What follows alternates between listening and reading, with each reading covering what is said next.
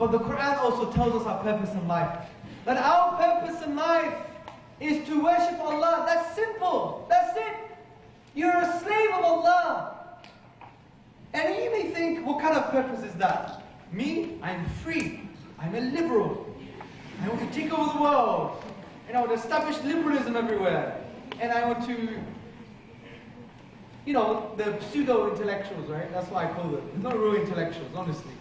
Because they're the real slaves. Wallahi, they're the real slaves.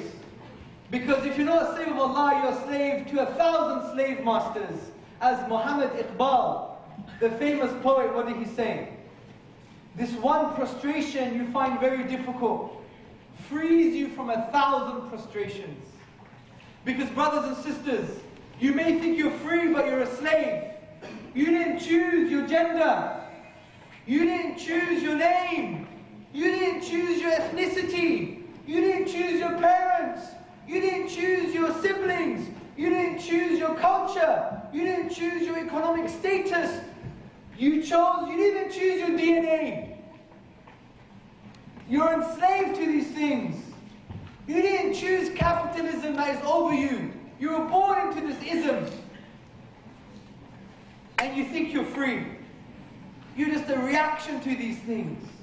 And you think you're free. You may say, I'm free. I can go to the shop and buy nice shoes. I could buy flat heel shoes or cat heel shoes. And I'm like, no, that's not freedom. That's a full sense of choice.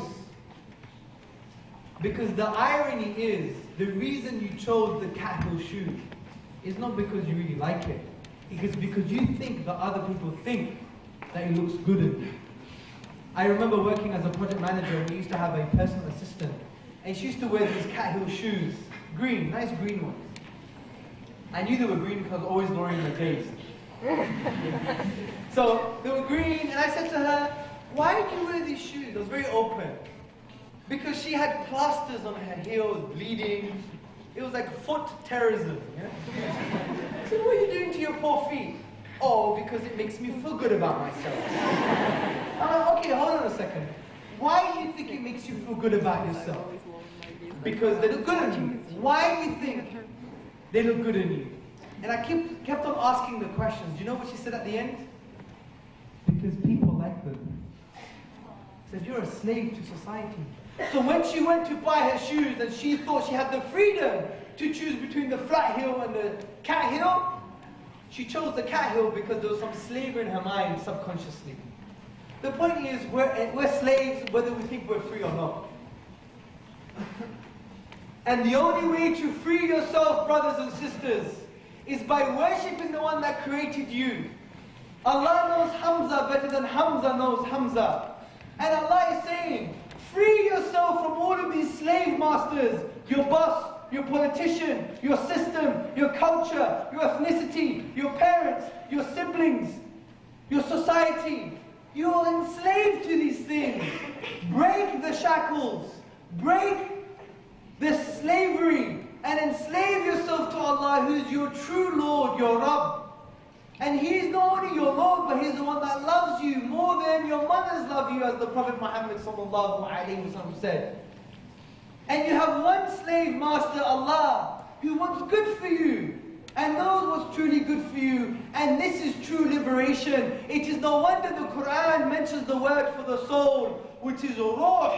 And the word ruh shares the same word, the meaning, the root, as the word raha. Raha in the Arabic language means serenity, freedom, peace, liberty. So the ruh is searching for this freedom, and the only way to find it is in the slavery and the worship of Allah, not the worship of creation.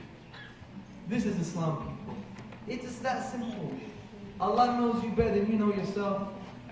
Free yourself from this slavery and understand who your master is. This is why the Quran opens with the following verse. Alhamdulillahi Rabbil Alameen. All grateful thanks and praise are due to the Lord, the Master of everything that exists.